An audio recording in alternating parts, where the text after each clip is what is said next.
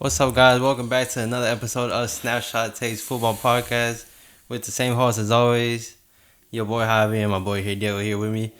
And pretty interesting weekend nonetheless.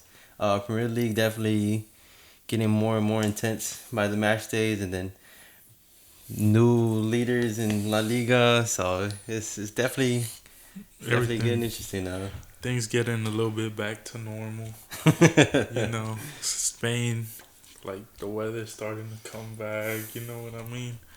Yeah. And Premier League, Arsenal has an extra match. They fumbled a little bit, so I like things when they get back to their normal routine. Right. Make it a little bit more intense. Yeah, for sure. But kick it off with Arsenal. Yes, sir. They did play after Manchester City, but starting off with their Wolves game. That was very interesting. It's a team that's facing relegation. Giving battle to last place. Only had 8 points. Only 8 points, and you struggle to beat them.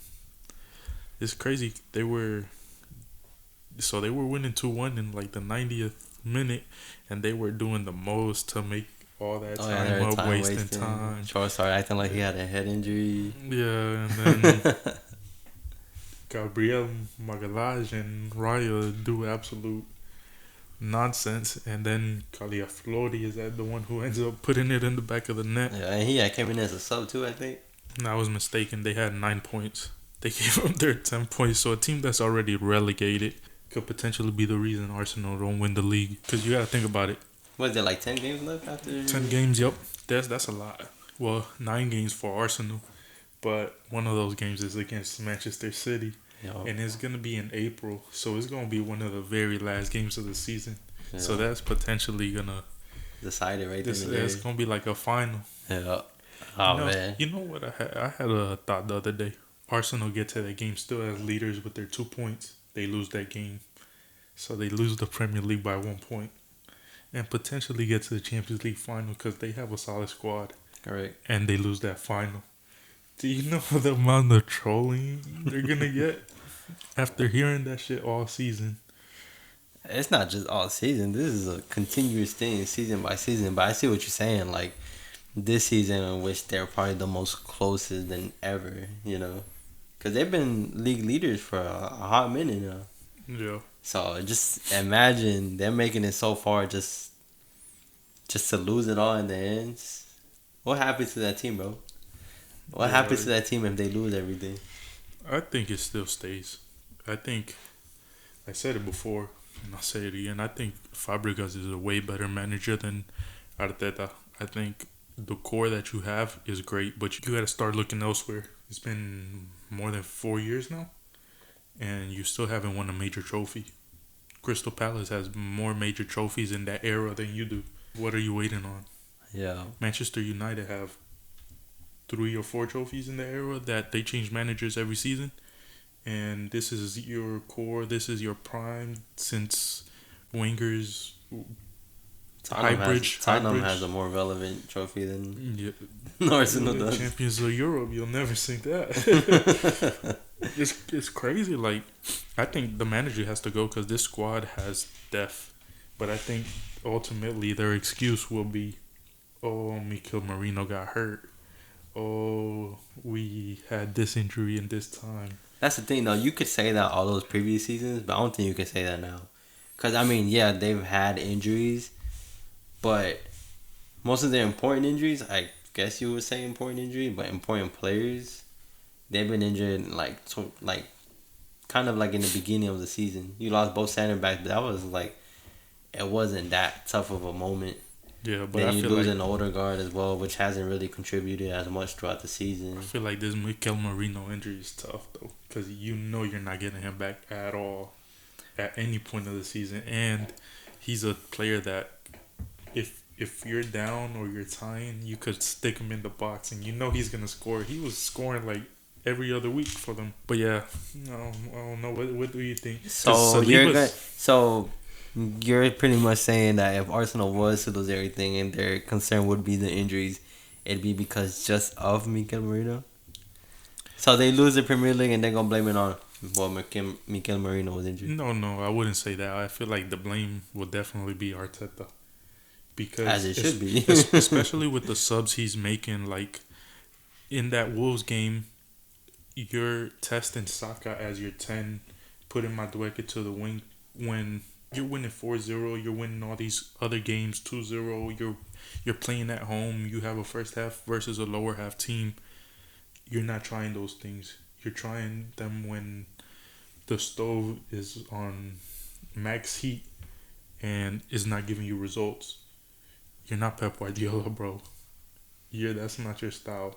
Right. Like stick You to can't what you just know. throw something new and Just stick to in the what most you know. crucial moment. And once you're winning in those games, like by a large distance, you could try those things, and maybe they could give you fruits in the tougher games. But you can't be doing that. I seen that against Wolves, and he was criticized heavy. They definitely disrespected Wolves a lot. And I mean, it's hard to say that it's hard not to disrespect Wolves this season just because of how far down they are. But I think in this Premier League, anybody can beat anybody.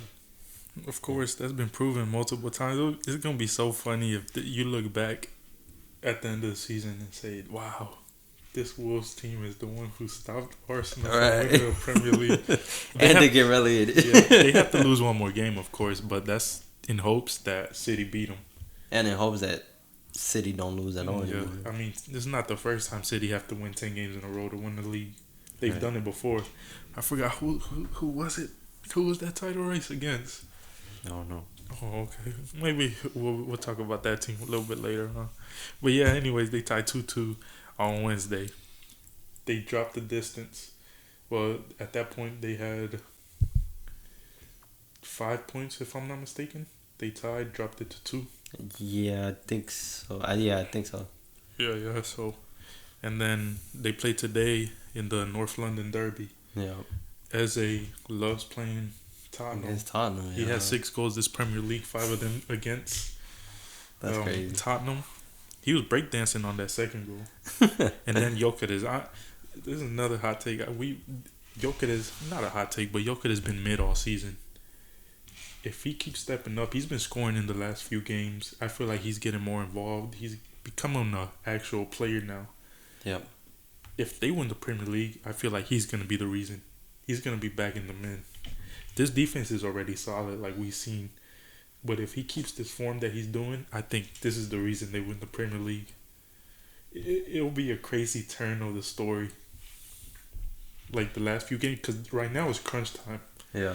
And what you could tell by this Arsenal team is that they can't score goals. Right. And this dude is pulling up. Like today, he scored 2 beauties. It'll be crazy. Imagine the number 14 winning the Premier League for Arsenal after this guy did it. Yeah, that's wild.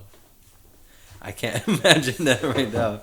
But, I mean, it is true what you're saying. Gokra is out of nowhere. I think since the other 2 strikers came back, I think Gokra has definitely woke up. Maybe that competition, sometimes that's what fuels players. There's certain players that just thrive off of that. Yeah, definitely. But, yeah, Arsenal win 4-1 like we said today. That makes them 5 points clear today. Yeah, today with an extra game played. Yep. So, yeah, Jokic scores a double. 2 good goals in my opinion. Eze scores the other 2. First one was iffy. Kolomwani had made the game 1-1. And then they can't. VAR cancels a goal against Tottenham for a alleged push. What do you think about that?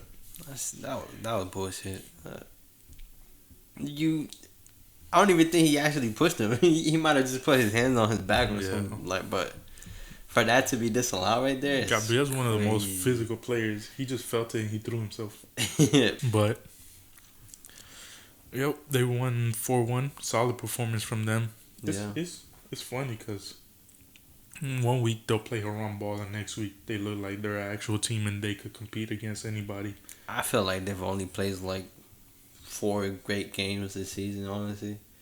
I really wouldn't mind Arsenal win the league, because, I mean, City won it how many times now? And, this will be their 9th in 11 years, I think. Yeah, see, that's a wild consistency rate, and then Liverpool, and like it would be nice to see someone else, but I just can't stand to see how Arsenal play this game. I cannot. I don't like how the whole game is just ruled by set pieces and throw-ins and just that Haram ball play style. I don't like it. But if they played actual football, dude, I really wouldn't mind them winning. Because in the beginning, when we were making our predictions, you even said you think Arsenal will win, and you wouldn't mind Arsenal winning for that same exact reason. But then fans started chirping, and they remind me of Atletico Madrid, honestly. Like the way they play. That's what I'm saying. It's like I'm not hating on Arsenal because I don't want them to win just because it's Arsenal. But their fan base and their play style, I just can't get behind it. I can't. Yeah. But like we said, they have the best defense in the league. I was looking at, you know who's number 2? Who? Manchester City. Even though they have a leaky defense and all that, they're the second best defensive team in the league. And they're the best offensive team in the league. So it's crazy. But I don't get this joy, man. Like, watching Arsenal against City, you don't get this joy that you used to get when you used to watch Liverpool and Man City. Right. Like, those teams actually wanted to play. Like, they wanted to score the most goals. They go at each other throughout the whole game. No, I don't know. It's going to be good, though. It's going to be a good ending of the season. 9 games for Arsenal left. And another, it's going to be good. What was it? Another last-minute winner from Aguero type of finish to the season. 2-0 comeback against Aston Villa type. Yo, that'd be crazy, man. It's all going to come down to that game, to that Arsenal-Liverpool. I mean, Arsenal Man City. When is that game, actually? You said April, right? Ooh, next week, Arsenal actually versus Chelsea. I saw that, yeah. It's going to be a home game for Arsenal. Yeah, and then Arsenal Man City going to match up March 22 for the Carabao Cup final. Then April 18th will be the Man City against Arsenal in the Etihad Stadium. Insane. Then they got Newcastle. I'll go over all their games that Arsenal have left. Arsenal have Chelsea at home next week. Then they have Brighton. Brighton's a pretty tough team. They're going away for sure. Then they got Everton at home, Bournemouth at home. Bournemouth might give them a run for their money. Then they have City away, and then Newcastle. After Newcastle, they have Fulham, West Ham, Burnley, and Crystal Palace. Crystal Palace will be their last game. After that City game, they'll have 5 games left. So regardless of that City game, there's still a chance. Like afterwards. Yeah. It's going to be good, but this week, Manchester City coming up against Leeds. Yep. Leeds have been on an incredible run. And City's away in that game. Yeah. And then they have Nottingham at home. West Ham away. They'll have Palace at home. Chelsea away. Chelsea has been coming up big in these home games against these big teams. Like, they can't compete against the small teams, but against the big teams, they show up. Yeah, they couldn't beat Burnley. Then they got Arsenal, obviously. Then they got Burnley, followed by Everton, Brentford, Bournemouth. And their last game of the season will be against Aston Villa. I think they have the more tricky schedule. That's just my opinion, though. Who has the most tricky schedule? City. We'll see. Talking about City, we can go over the fact that they beat Newcastle, right? Yeah, it was a good game. It was 2-1 victory. O'Reilly scores a brace, his first brace in history. Well, of his career history. But yeah, Lewis Hall actually made the game 1-1. Then O'Reilly scores that second. Yo, Haaland played an incredible game. He was playing like he was dropping deep. Yeah, him and Lewis Hall were going at it all game. They kept battling in those corners, those headers. They kept going back and forth to each other. I don't know what it is. I don't know if Guardiola was the one who managed. I'm guessing it was Guardiola the one who told him to play as such. But for him to play that supporter role is just like, first of all, unheard of because he's the man in front of the box. Yeah. But those crosses he was giving in those games. Yeah, he gave the assist to O'Reilly. It was really good. So good assist. If it works out, it works out. You know, Semenyo, I mean, he could. He didn't do much. No, he didn't. Is Doku injured? I haven't seen him in a while. He didn't play this game. I think he might have picked up an injury. Yeah, he's injured. Or calf issue. against in the Champions League. City actually tried like a new formation. I feel like this game. That's what I'm saying. They're like changing things up right now. Yeah, because it was like Marmouche was their only striker at some point. Yeah, and SMA was like coming in from the behind. Yeah, so I guess they wanted to stack more people in the midfield. Rodri played actually. I think he played good this game. Like Agreed. He kind of controlled the tempo, controlled more City. Like maybe it was a lack of rhythm. Hopefully he keeps this up because it was pretty good from him. Gui, however you pronounce his name, he played a pretty good game. Ruben Diaz had a yellow subbed off. I'm surprised Bernardo when he gets sent off. He had like 5 fouls. Yeah. It's weird how Bernardo gets away with a couple of stuff. Not gonna lie, I don't know if he's just slick with it or what. But like he's just never fouls. caught. Yeah, they're all little fouls. I don't know. Little fouls because he's short. Donnarumma came up big again. He had a couple saves. I mean, he's arguably one of their best players. Yeah, definitely. But pretty good game from Man City. Like we said, 2-1. And they play Leeds. Yeah, next week. So that's going to be good. They're 5 points behind Arsenal at the moment with one less game. So good way to put pressure. We'll move on to your Mighty Reds. Yeah, hey, we won again, man. That's 2 league games in a row. Yeah. How you call it? McAllister gets his goal before disallowed for a handball. The first one, I don't know what you're supposed to do in that position though. Like he just blocked the ball, and like I don't know, it hit like back here. Yeah, I don't know. It was closer to. It was like half back, half like elbow. Yeah, like I guess that's a tricky one to call. I don't think I've ever seen such a call been made before like that. So that was definitely interesting. But then he came back like 5 minutes later, the 97th minute when to actually score. Nottingham Forest coach, he was livid. Oh yeah, he was mad. He was hitting the bench. He was cussing all over the place. I still feel like Liverpool is terrible up front. I mean, Gakpo and Salah, I don't think they did a single thing attacking wise. Rio, the kid, came in and had more contributions to the attack in like the 10 minutes that he played.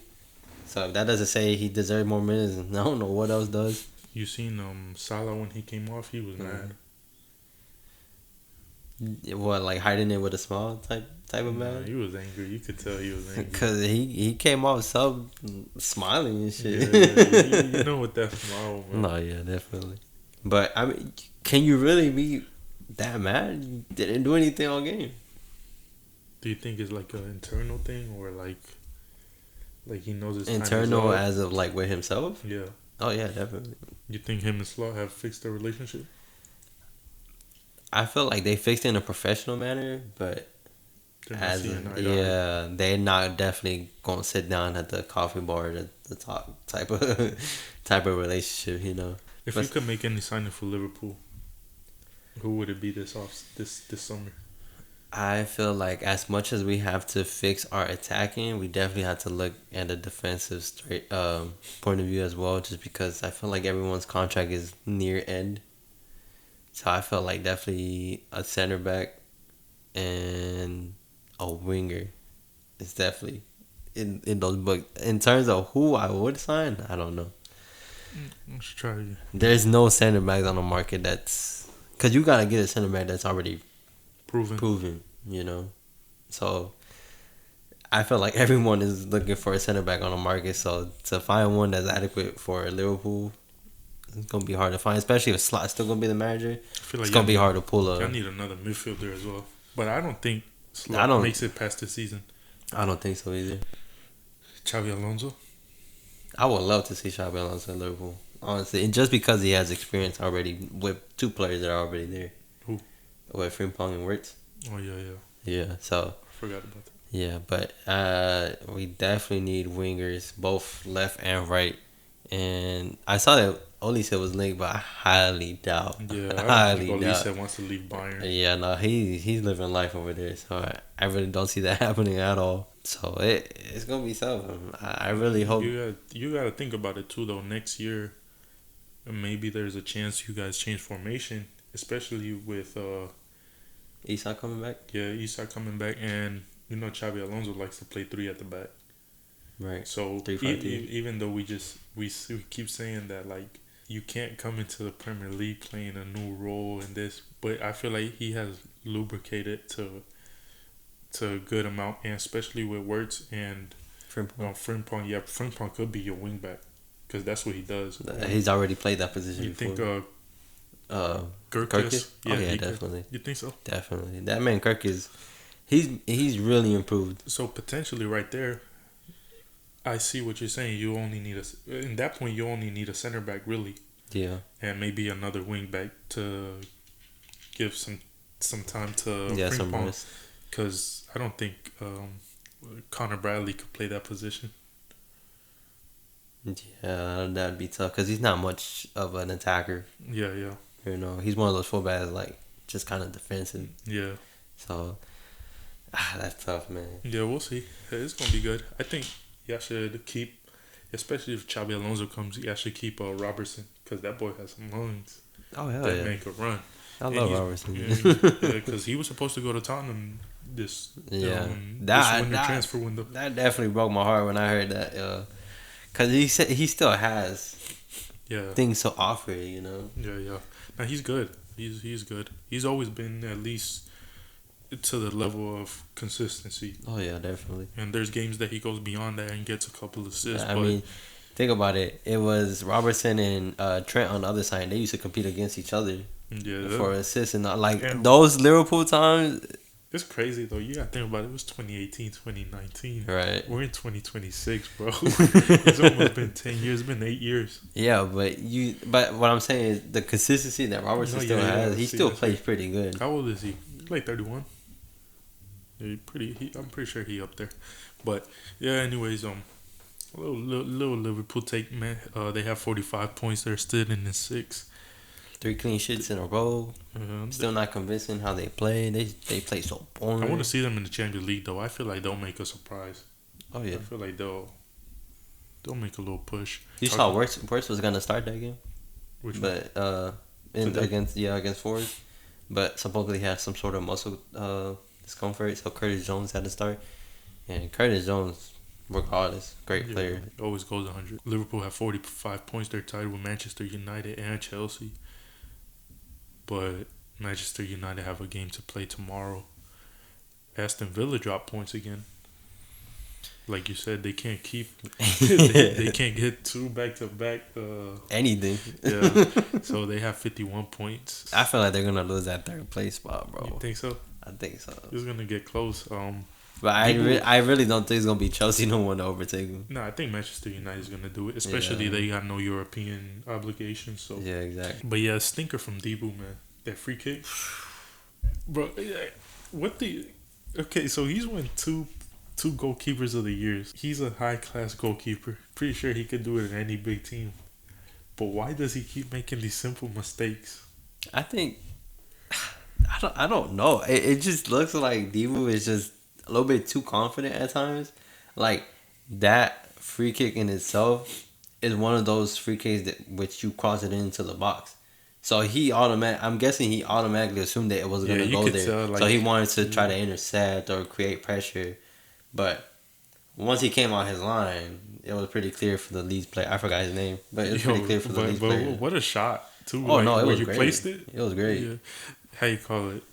But he, like you said, he keeps making these mistakes. Yeah. There's always simple mistakes too. But why with Argentina you don't see that as often? Is it because there's less games, or you think he just is a different type of locked in?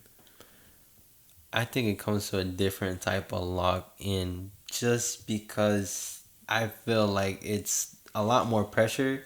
So you're kind of forced to stand your ground. You know what I'm saying? Like Debu in international level, he doesn't come out as often as he does with Villa. Maybe because and when he does, it's like 1v1 situations, but you kind of have to. That kind of makes sense. Maybe Argentina is more of a dominant team that touches the ball more. Aston Villa is a team that consistently they'll have chances, but they also are guaranteed to give up a couple chances a game. Right, exactly. Because I mean, with Villa, I feel like Debu's allowed to come out the bar, do maybe a fake here every once in a while, but As we saw when we went to go watch Argentina versus Brazil, completely different story. That man started juggling.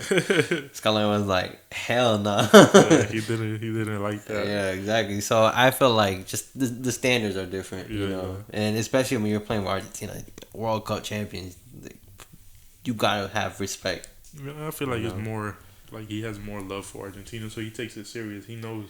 Maybe, and I feel like there's a lot of moments where there's several players that do the same thing. They'll play great for their country and not so great for the club. I mean, you got prime examples like James, like Ochoa. Just throwing Valverde in there.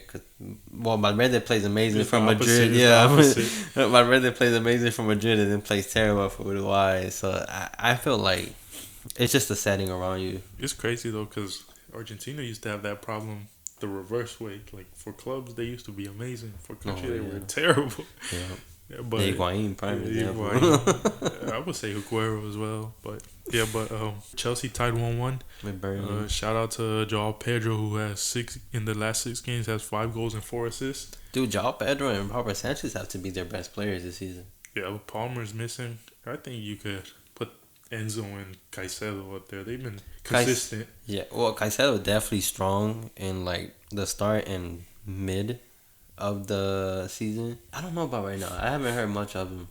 It's because the team is like it's not fully the roles are different. This team, they have a lot of money. They definitely have talents, but they don't have that experience yet. And right. That takes a big toll. Especially with having the most red cards this season. I mean, that just shows you, like we said before, lack of discipline and lack of experience. Another red card this weekend for Fofana. That's what I'm saying. Who's actually going to get fined because he was smiling after he got the red card, and Chelsea owner did not like that. He said disciplinary action. Well, there you go. That just adds on. So, interesting. But, yeah, they dropped points again. Another tie. 2 ties in a row.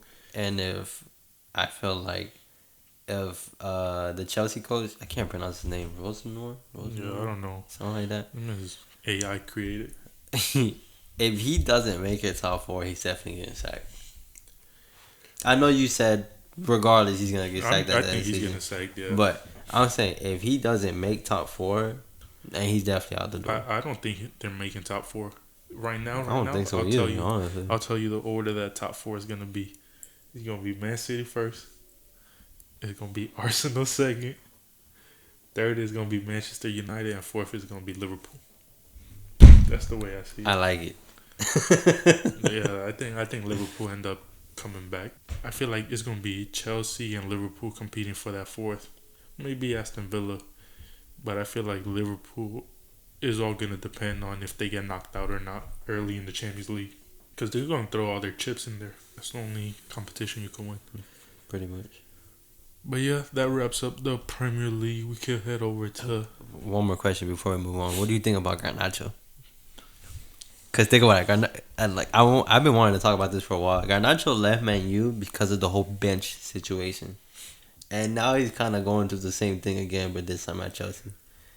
What exactly is going to happen there? Because it seems like he can't take anybody's spot on that starting 11. And that speaks numbers, in my opinion, because that team isn't as good as they should be. I think that he's just full of himself. I think he thinks his name is way bigger than what he is. And he knows exactly what he's to work on. Because he's good going down the wing. He has pace. But it's always that final decision. Yeah, he when he's supposed to shoot, he passes. When he's supposed to pass, he shoots. And when he does shoot or when he does pass, it's not 100% accurate most of the time. I feel like there's a lot of, not just Garnacho, but I feel like there's a good amount of, like a handful worth of Argentinian players that not necessarily shine at the World Cup, but who have a chance to be there, who had a chance to be really dying down their chances right now. I don't think Garnacho's going. Yeah, that's what I'm saying. Like, I feel like Garnacho made that move so he wouldn't be on the bench, so he could be sought out to be into the World Cup. And I feel like it's just gone from bad to worse. Yeah, it's crazy because now Man U's thriving. Well, not necessarily thriving, but they're playing good football. So yeah, and I mean, you gotta think about it. Like, even Dybala is struggling to get a call up.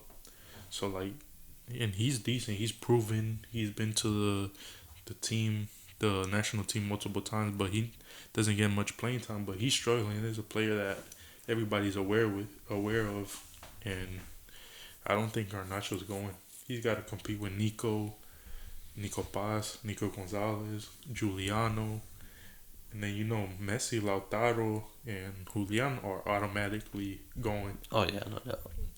Unless there's an injury, but it's gonna be tough for him. I think he's gonna end up going to the Italian league. I think Juventus wants him. I think that's his best option because I don't see him shining in the Serie A either though. Where do you think he should go? I don't know. Throw him in the Bundesliga. He's cooked. Yeah, I'm sorry. Anyways, moving over to La Liga, where we go back to our original leaders, Barcelona, because Real Madrid only held on to that first place standing for like a week. A week, yes, sir. How you feel about that, man? How you feel? I feel like Madrid didn't get no penalties this weekend, so they couldn't get any points. It's crazy how you talked about last week or a few weeks ago that Mbappe, Vini, Brahim, and all these boys dive multiple times and don't get a yellow card. But Mallorca ended up having a real penalty, and they booked the dude for diving supposedly. But thankfully, VAR ruled it out and gave him the penalty as well. That offside goal, the second goal, absolute initially banger. ruled off. Yeah, they didn't know how to save Madrid's ass. And that being said, you want to talk about the Madrid game, bro? Yeah, for sure. But to be like on a realistic take, who do you think is at fault for that penalty? Is more on Courtois or more on Asensio? Oh man, that's tough. I feel like I feel like it falls more on Courtois, just because it's your box already. Yeah, you got that whole penalty box. That whole goalie, but that's yours. Yeah, and it was kind of like at the edge of the 18. Like it wasn't close to his small box. Yeah. So I don't know. I feel like, and then he didn't go there to try to get the ball. He went there to try to like block a shot. Like as you saw him approaching him, he went for the block of the shot. He didn't even go for the ball itself. Like I think it's more on Courtois as well, because especially Vladimir was running with Asensio. They were kind of close, and Asensio actually got the ball. Right, and he was shooting. Trying to. So he was gonna hit it out for a corner. Courtois had no reason to be out that much. Yeah. Like I think that's completely his fault, and he's the one who caused the penalty. Like he didn't touch the ball at all. Yeah, he ended up stepping on him. Yeah, he stepped on him, and that's how the penalty was given. The second goal, who do you think is at fault there? The cut in. Asensio went for go-karting. Yeah. I mean, because to be honest, Ceballos loses the ball, and then Trent just stared at the whole thing happening. It was kind of Trent and Ceballos doing like touches, and then Ceballos just held on it for too long, gave a terrible pass. Yeah. Asensio gets sent outside the stadium. Trent doesn't close correctly. He thought he doesn't close at all. That's the issue. And then Courtois as well. Like lost. The time he's supposed to come out fast, he stays. But I mean, I don't think you can really blame it on one person there, because I think you got. It could fall on Ceballos. Yeah, I would blame it on Ceballos. Yeah, Asensio, you can't really blame him. Terrible. That was just brilliant from the striker. Yeah, he did his job perfect. When you got to throw yourself, you gotta make that slide tackle. When defender's job is always a 50-50 shot. Yeah. Either you block the ball or get embarrassed. It was just a moment of brilliance from the striker. To be honest, honestly, it was a great cut. Great fake. He finessed it. Like he put it right where Courtois couldn't get it. It was great. It honestly was great. Mbappe, last 2 games, no goals. No penalties. Madrid hasn't got. Yeah.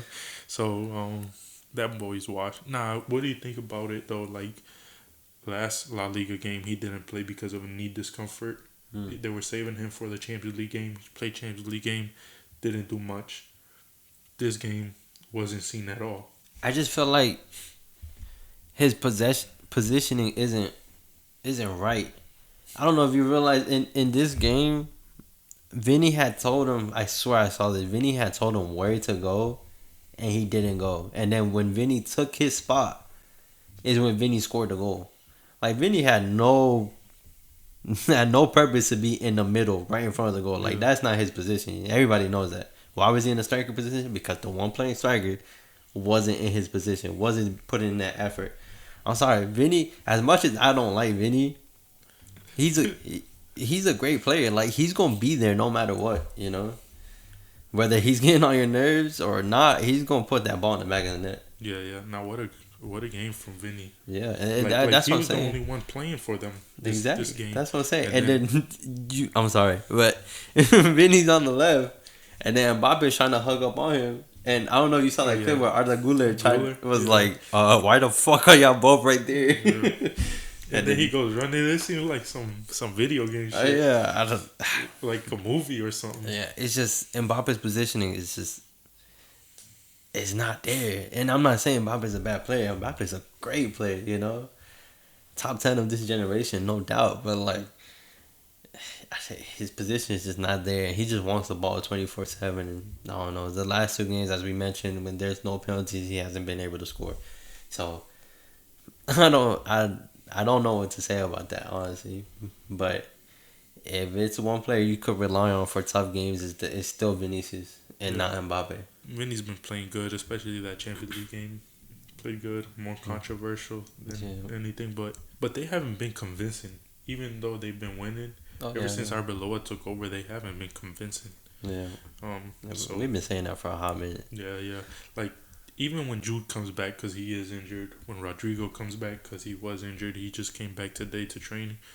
I don't think that's it. They need some center backs. Because I think Huijsen isn't what they thought he was. Yeah. Rudiger's on his last leg. Alaba is playing with no knees. Asensio, he's fast, but he's not ball playing. Like he's too aggressive for no reason. He's a very limited player. He's a very limited ability wise. And then Carreras, he's decent. I wouldn't say he's bad. Trent has actually stepped up last game in La Liga. He played good. Carvajal is terrible. Carvajal is washed. He was actually upset with Arbeloa that he didn't get playing time. But I don't understand these players. He's done. He wants to play the World Cup. That's what it is. But he's done. He's cooked. I find it hard if De La Fuente calls up Carvajal over Llorente. You know, it wouldn't surprise me if that happened though. Like I've said before, I'm convinced the Spain manager coach is a Madrid fan because I mean, better for us. You keep saying that, but I know you want to see those players. You know who I'm picking in the World Cup. No. So I don't care. Better for them, better for you. Not better for us too because right, they get rest. They get rest. They go on vacation with their wags. You know what I mean? Definitely. So yeah, Madrid fumble. Talk about the Barcelona game. Yeah. Leaders again. 3-0. Ramadan Yamal wasn't looking good today. Nah. Did you see that supposedly Barcelona's next couple of games are like in the bright afternoon? And they're setting us up. And that's what I was about to say. Supposedly that's like prime peak like Ramadan, like yeah, you know, because they can't eat, can't drink. So I was actually looking into it, and Barcelona staff were talking how about that Ramadan didn't start for Lamine the actual day of Ramadan. They started him a few weeks before, testing things out, getting him comfortable with the diet he's gonna be on, so that when peak Ramadan and you got to do it for a whole month, he would be adjusted. So that's great. I'm guessing that helped. Today he didn't look good. He tried though. He had a couple where he would take on 2-3 players, but it wasn't looking. Yeah. He wasn't defining. Like he couldn't finish it off. And I mean, it's kind of hard to say. Like, yeah, you could easily say Lamine didn't have a good game, but when you look at these games, Lamine has to face 2 to 3 players every single time. Not just every game. Every single time he gets the ball, guaranteed at least 2 players marking him. Yeah. So, and then, but to be honest, Rooney came in and he played good. Like he created chances right out the bat. and he only played like 10 minutes. Another shout out to Bernal. He played pretty good today. Well, he scored back-to-back Yeah, he games? scored back-to-back games. Good goal. Cancelo, I think, was the MVP of the game. I think he played a great game. He played amazing. Balde now has competition in the left back spot. Good. I would even say though, in my opinion, still Koundé had a terrible game. He kept giving the ball up. He kept doing ridiculous things. You know, I was thinking about that, right? Because, yes, Joao Cancelo had a great game. He had a great game. But I feel like Joao Cancelo should be more played into the right back spot instead of the left back spot. If Joao Cancelo was to connect with Lamine, it would be better than Joao Cancelo linking up with Rafinha on the left. I feel like it would be more clinical for Barca itself. Because for Joao Cancelo to replace Koundé, in my opinion, would be better than Joao Cancelo replacing Balde. That was going to be my take, that Balde has competition, but Balde is, I think he's a bit better defensively. Just a bit. I think the pace helps him. Yeah. The pace definitely helps him, because Koundé, he gets shifted one way, he's done. He's not tracking back and covering that space. Yeah. Balde has that ability. But today you saw that Joao Cancelo created the first goal. I think he gave it to Frankie. Frankie crossed it in. I'm not sure if it was Frankie, but he gave the pass. He started it off. And then the second goal, he gave the assist to Frankie. That's something Balde doesn't have. He doesn't have that final pass. Yeah. Like, it's very rare for him to do it. But he's a player that hits the wing, but he can never get the ball in to the striker.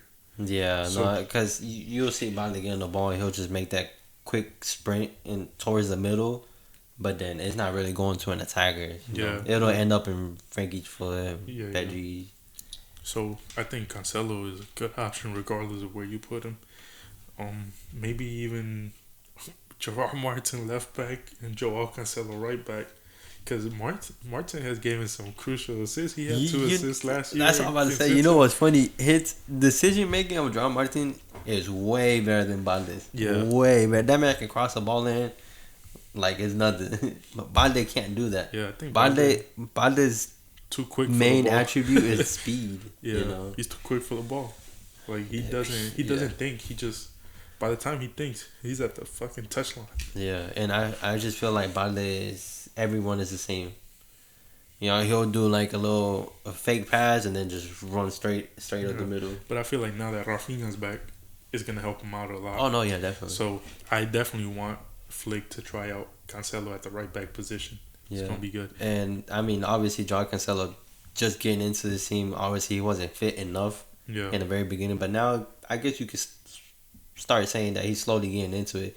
Because to get into the team is a very demanding team, especially with the high line. Like exactly. You got to be back and forth. Yeah. You can tell he was gassed in the couple times they put the camera on him. He was gassed, but he played great. Like maybe that's why first half was so great. Second half he dropped a little bit, but at the same time, second half was way more dominant from Barca.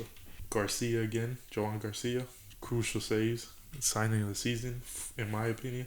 Last game against Girona, he had 7 saves. This game he had like 2 or 3. Crucial saves too, 1-on-1s. Like, you know, it was funny. I had read something that said that John Garcia, this is like nothing new to him, the leaky defense, because of the team he used to play. Yeah. So he's great, man. He's definitely top 2 in my opinion. He's not 2. I don't know who's better than him right now. I think only Courtois could stand with him. Yeah, because Raya. He could tie his boot. Anyways, he could strap up the glove. I think Pedri and Rashford are back now. Right? Yeah, Rashford was back, but I guess they didn't play him because it's a knee injury. You wanted to if take it real not easy. Risk it. Yeah, maybe rest him next game too, and then let him start getting on the pitch. Pedri came back though. Looked a little rough just starting up. Yeah. But he did have that one ball, I think, to Rafinha. But the keeper came out just in time. It would be crucial. It would have been a great assist. Yeah. And then Fermin had beef with the ball. Yeah, he was mad all game. He let some anger out in that goal. Yeah, that was his weak foot too. Yeah, that's crazy. Left-footed. But yeah, Barcelona won 3-0. Bernal scored the first one, Frankie second, and Fermin scored the third. Real dominant. Starting the game though, Levante had a one-on-one opportunity straight off the wrap. What does Barca need? What does next transfer window? What does Barca do? What should Barca do? So, Because defense has to be upgraded. in my opinion, if I'm the next president, because right now they're doing the whole voting, we have no president. I would definitely try to get as much money as I can for Kunde. Sell him. Maybe sell Casado. I don't want to sell anybody in that midfield, honestly. But if somebody has to be sacrificed, it's gonna be Casado because I'm not getting rid of Fermin, Bernal, Frankie, or Pedri. Those four are staying. Olmo, I'm pretty sure they're not gonna sell him. They just signed him 2 summers ago. I wouldn't mind letting go of Olmo, but I would hate to get. I'd rather get rid of Olmo than Casado, but and I'm pretty sure. I would hate to say it, but Gavi's up there too. He's one of the transfer, but with all the knee injuries, it's hard to find a team that will want him. Yeah. I would see Betis going for him just because that's his childhood club. He started off with them, so yeah, it's tricky. But I would definitely try to sell one of those players, buy a striker, buy a center back, and if you get to sell Koundé, try to sign Cancelo and another right back. Left back, you're pretty much covered with Balde and Martin. I think definitely Barca should look into getting a striker very soon, because I don't think you can buy a prospect striker. So you know what I was thinking? Yeah. What if they buy Guirassy from Dortmund? Him or Thuram? Because Guirassy, we were talking about this a little bit. On the Champions League segment. Yeah, and even off camera, how you think Barcelona need a striker who's a good aerial threat.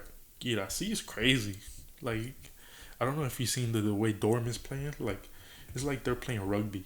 Them boys be straight long balls, straight crossing, and Guirassy's getting into the back of it. He's pretty That's tall. a good shout. That's a good Guirassy, yeah, he's good, but I feel like with Barcelona, you need to make a flashy signing like a Julian, like a Haaland. Yeah, but then you have to look back at the financial struggles that that's what kills us, man. That's what kills us. But definitely a striker. Yeah, and I still have to see Araujo's full form. Why, you think he'll be great as a striker? Or I don't know, man. If a good offer comes for Araujo, then I say take it. Think so? I think so. It's gonna be interesting.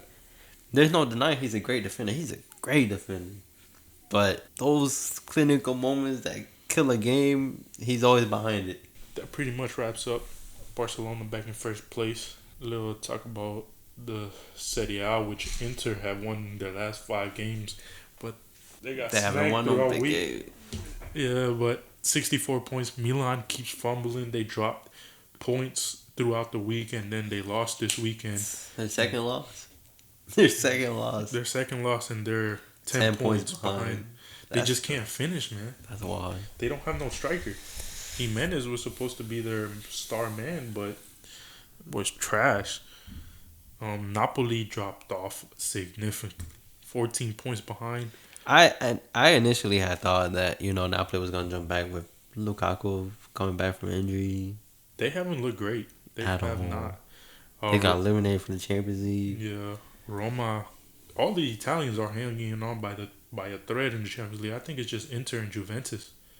Inter lost 3-1. Oh, we'll talk about that in another video. Como beat Juventus this weekend 2-0. Just to add on to that beef with Fabregas and Fabregas is a great coach, man. If hypothetical, because Flick there is saying that he might not want to manage again because of the egos, because he's tired, and that's the press making all this, the media, and if Laporta doesn't win it, there's significantly chance that he might leave. Right. So I heard the other presidential candidates actually don't even want Flick. That's crazy. I haven't heard that, but in my opinion, I don't want to rant, but I'm gonna have to do it. how can you be a Barca fan or a Barca supporter knowing the struggle that we had with Xavi, where we had no significant star, we had all these young players. Flick comes in. We were a team that was struggling, who had just lost 4 Clásicos back to back, and then we come out and win 5, beat them in 2 cup finals, score at least 3 goals in every game against them, make Lamine Yamal a star. Rafinha was a player who didn't want to stay anymore. He was low confidence, made him into one of the best in the world. Eric Garcia staying as well. Eric Garcia making him great. Lewandowski bagging goals, making Inigo Martinez one of the best center backs in the world at 34. Making Cubarsí, a 19-year-old, 18-year-old at the time, shine with a goalkeeper who was in retirement. We got to the semifinals of the Champions League and we won all the domestic titles, but you don't want him. Right, no, yeah, that doesn't make sense. I get the high line is risky, but it's also rewarding. This season, we're actually beating all the records we had last year. More goals, better results. That lack of flair is just Lamine. That's the only thing that's missing his final form. But anyways, yeah. Back to Serie A. Inter is in first with 64. How the hell did we go to Barca from Serie A? Oh yeah. Because I was gonna say if Flick doesn't continue, I would want Fabregas. Oh, gotcha. I don't see no other candidate.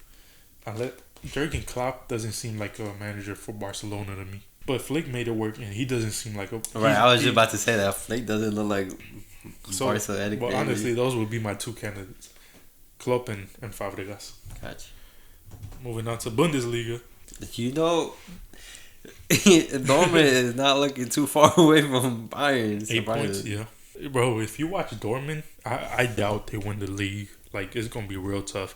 I don't think you could find 10 teams that could beat Bayern Munich. Dortmund have lost 1 game this season. So have Bayern. But they drew 7. That is crazy. Yeah. This has to be one of Dortmund's best records. Yeah. From back in the Klopp days. Yeah. But it's tough to find a team that could get a result against Bayern. Yeah. Real tough. Only last place teams can do it. But yeah, this Dortmund team is nice. Their fullbacks are crazy. They're playing great football. This coach, he's changing the game, definitely. If you watch, they're all tall players, and I'm telling you, it's like rugby, straight aerial threat. Their center backs are aggressive. Yeah, I like their style of play. To be honest, I think they're gonna in the Champions League. They should be one of the teams that make a surprise as well. No, yeah, I mean they're winning so far against Atalanta, no? 2. I want to see them against Arsenal. You want to see everybody against Arsenal? Because I hate Arsenal. But imagine the 2 teams that love aerial threats against each other. Oh no, I think Dortmund's their kryptonite. You're right. That's not bad. Girassi versus Saliba and Gabriel. Yeah. But yeah, Bayern Munich have 60 points. Dortmund in second place. 52 points. They're Only 52 8 points. 8 points behind, but 1 loss this season, 7 draws. Bayern only have 1 loss with 3 draws. It's crazy. Them draws piling up. Both for Milan and Dortmund. Yeah. And Hoffenheim in third, but 46 points there. Yeah, no. Long gone. Moving on to Ligue 1. 54 points for PSG. Second place is Lens with 52. Still a tight race. PSG lost their previous game, won this one. Yeah, it's because PSG is just... Where do you think they stopped in the Champions League this year? Because they barely beat Monaco. They won 3-2. Doué had to step in and... Yeah, but I mean that's kind of also what happened last Champions League as well. And I think the Champions League is slightly different this season than it is last. Yeah. It's gonna be interesting. Yeah, I don't think they make it to semis though. I agree. I think their injuries, they're kind of cooked. Yeah, and then Dembélé has been off and on. I mean, he's again battling with these injuries again, which I thought it was good now, but apparently not. Yeah, he got injured against Monaco. Doué has been inconsistent as well. I know you said he popped up this last game, but it hasn't been consistent for him at all, And then again with their midfielders, no one talks about it. Everybody talks about how bad Drew plays. Everybody talks about how bad Pedri plays, but no one talks about when Vitinha drops a stinker. It's because that league is nobody watches that, bro. Right, but what I'm saying is they acknowledge when he shines and when they shine and all that. But I don't think they were acknowledging him, to be honest. He's a great player, don't get me wrong. But I think it was more hate watch towards Barcelona. I feel like Barcelona had rattled a couple of fan bases and they just wanted somebody to like compete against Pedri. yeah, I think that's where it's at because I think Pedri's clear of any midfielder ever in the last two seasons. Hold your horses. But yeah, yeah, that's funny as shit. But yeah, I feel like it was more of a hate watch. Yeah, agreed. Created against him, but don't get me wrong, Vitinha is great, but I mean, well, he came top 5 in the Ballon d'Or. But yeah, that wraps up the video for today. Thanks for watching. Episode 20, bro. Yeah, 20. Thank you guys for the support. Yes, sir. Make sure you like, comment, subscribe, share. Be on the lookout for our TikToks, our Instagrams, our little reels where we're posting pretty good stuff and pretty good stuff coming your way. So see you guys on the next one.